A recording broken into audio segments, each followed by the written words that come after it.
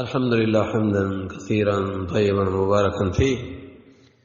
والصلاة والسلام على سيد الأنبياء والمرسلين محمد وعلى آله وأصحابه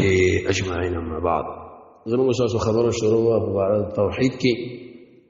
د نورسه به دغه اقسام ذکر کړل او د شرک اقسام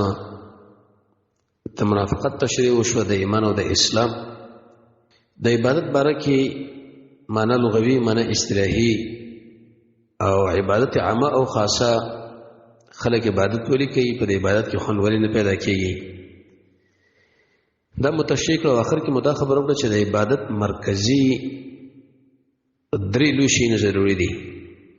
یو د رب العالمین سره محبت، او بل د رب العالمین نه یرا، او بل رجا. نن به دا خبره ذکر کړل شي چې توکل څه معنی. اهل علم فرمایي دا په لغت کې ویل شي تفویض او اعتماد ته.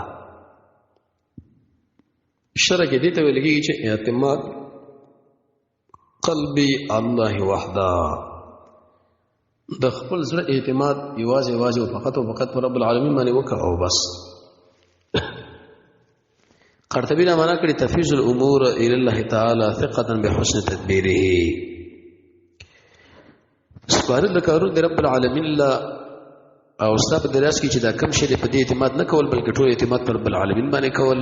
اسباب استعمالول د غیر سره په الله باندې ګمان کول، مؤثر حقیقي رب العالمین ګڼل دي ته ویل شي. توکل شریک به درې خبرې ضروری دي. اول اعتماد بشری پر رب العالمین باندې کې د صادق اعتماد حقیقي، او دویم عقیده په رب العالمین باندې ساتي چې دا کارونه ټول د الله عزوجل په لاس کې دي. او دریم هغه اسباب استعمالي چې هغه ما تحت الاسباب شریعت نه دغه مطالبه کړی د لکه رسول الله صلی الله علیه وسلم د وسمن خلې په سر کړی او د قشملګر لوي چې هو تاړه صحابه لوي لري چې اصله ځان سره ویل شو او دغه سره جګړه چې کله سړی کې اسلحه بوډي او دوی به استعمالي. به توکل متعدد اقسام دي.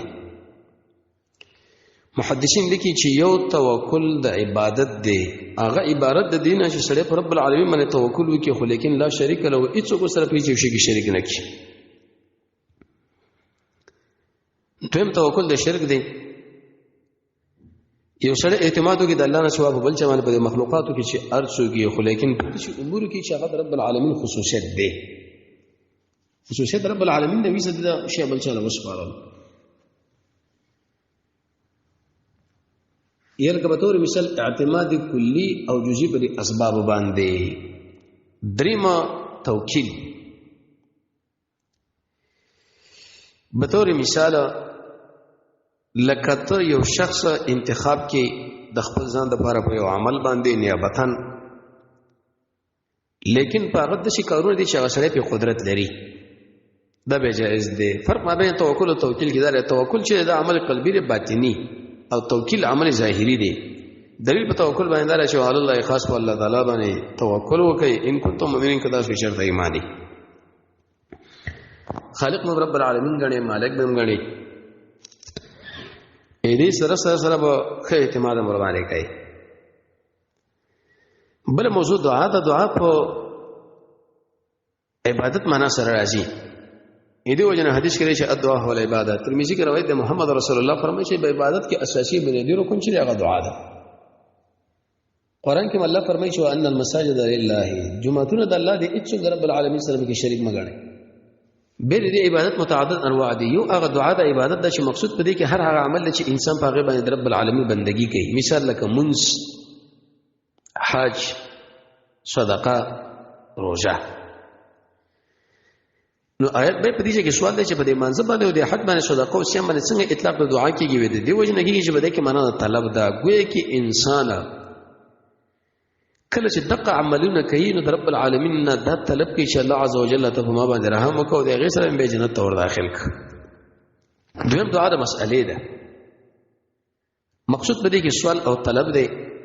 لکه دا قول رب العالمین، دا قول محمد رسول الله صلی الله علیه وسلم چې اللهم ارحمني، الله ما باندې رحم وکړه، رب اغفر لي، الله ما را بخنه وکړه. کله چې انسان رب العالمین را بده خو بل سره دعا وکړي نه عبادت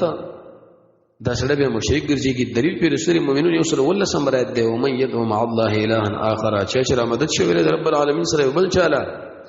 لا برهان له به چې باغی باندې اج دلیل د سره نشنه فانما حساب او د حساب د رب سره دی او انه دا خبره یاد ساتي چې نشي کمه به د کافران غیر مسلم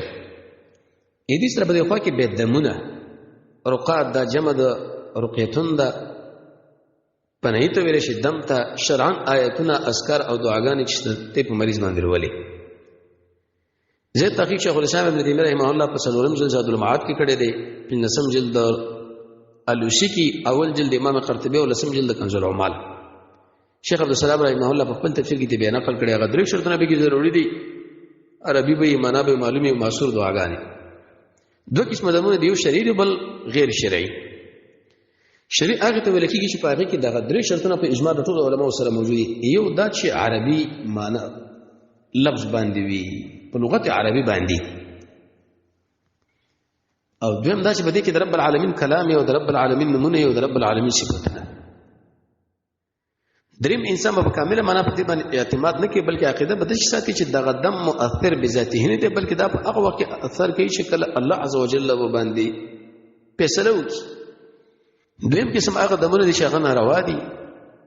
محدثین لګي چې دغه درې شرطونه کې یو شرط هغه کې ختم شي ټول محمد رسول الله فرمایي دا دمونه چې دی او کنجي کې چې دی او د عشق شیرونه چې دی دا تعویذونه چې شرک دا شرک دی او بل حدیث کې دا راځي رسول الله صلی الله علیه وسلم فرمایي په ما باندې خپل دمونه پیش کړي لا باس بالرقا په دې باندې سبق نشتا خو معلوم یکون فيه شرک پرڅو پرځ بده کې شرک نه وي چې شرک راغی به تی ځان وباسه به تی ځان لري کوا تمائم دا جمع تمیمتون دا محدثین لیکي اصطلاح کې ویل کېږي هر هغه شیله چې د ماشومانو په دې غاړو کې چې ویل کېږي د لپاره د دفع نظر دا به دوه قسمه دي یو د شی نه چې ویل کېږي چې هغه د قران او دعاګانې نه به وي صحیح قول په دې کې علماء دا لیکلي چې دا باید سره منع کی وجه دا یو رسول الله صلی الله علیه وسلم دینه منع کړی دا او تخصیص الله کې موجود نه دی دویمه دا په وسیله او ذریعہ وګرځيږي د هغه غیر مباح د پاره او دریمه کې د شي انسان دغه د استعمال کې بیت الخلا لزی بل شي د جنبه بس کېږي دویم قسم هغه تعویذونه دي چې هغه قرآن نه راځي نور شي نه لکه د پیرانو نمونه د شیطانانو نمونه پاره کې څه تصویران مسویران بل دا به حرام ده قطعا بلکې دا شرک دی ځکه لأن فيها تعلق بغیر الله محدثین لګي چې بده کې تعلق د الله نسبت بل چا پورې الغرض تعویذونه ماویذونه د شین ټول حرام دي برابر خبره ده کړه قرآن نه کې غیر قرآن ده کله غیر قرآن نه به کو حرام دی او شرک دی دلیل پیدا دی چې دا دمونه کنجکی عشقي شیرونه شرک دی رواه احمد و ابو داود او ترمذی کې چې کوم روایت راغله علماء په هغه باندې سندن کلام کړی دی د محمد رسول الله صلی الله علیه وسلم خپل عمل نه لري قرۃ عیون الموحدین کې به وګت بحث دی غنه شوی دی یو په دې کې حدیث زمانه راغلي دی بل د توکل خلاف دی بل په دې کې به ادبی راځي وغیرہ وغیرہ وبالله التوفیق